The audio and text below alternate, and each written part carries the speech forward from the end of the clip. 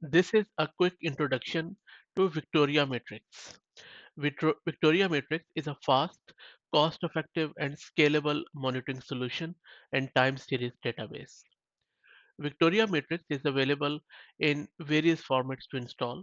You can have its binary releases, Docker images, Snap packages, and also you have the source code, which is available in this GitHub repo on your screen. And I will post the link to this repo in the video's description.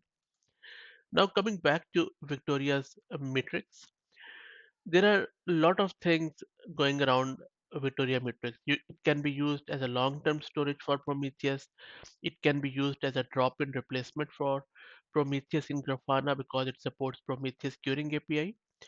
It can also be used as a drop-in replacement for Graphite in Grafana because it supports Graphite API.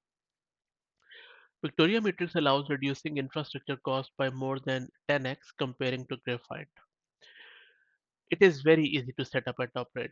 Victoria Matrix consists of a single small executable without any external dependencies. All the configuration is done via explicit command line flags with reasonable defaults. All the data is stored in single directory pointed by storage data path flag. Easy and fast backups from instant snapshots can be done with VM backup or VM restore tools. Victoria Matrix also implements PromQL like query language, which is called as MatrixQL. MatrixQL provides improved functionality on top of PromQL.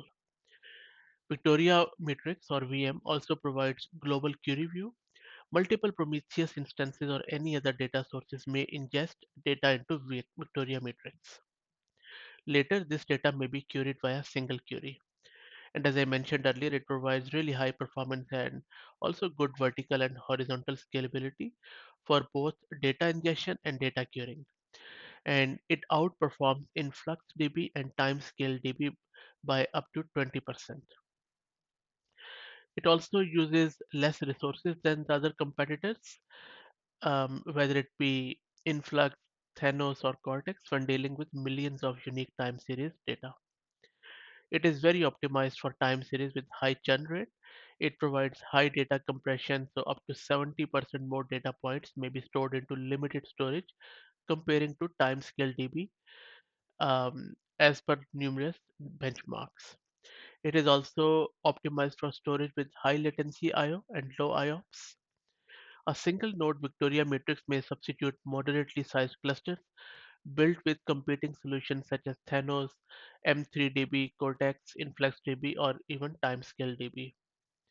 It protects the storage from data corruption or unclean shutdown, such as out of memory, hardware reset, or even the kill command. It also supports powerful stream aggregation. It supports matrix tree labeling. It can deal with high cardinality issues, and it also ideally works with big amount of time series data from APM, Kubernetes, IoT sensors, connected cars, industrial telemetry, financial data, and various other enterprise workloads. It has open source cluster version and it can store data on NFS based storage such as AWS EFS and even Google File Store. And there are lots and lots of other things which you can check on their website. For example, they have this Victoria Matrix Enterprise, Victoria Matrix Open Source, and then there are a lot of resources which you can read on their website, which is shown on your screen.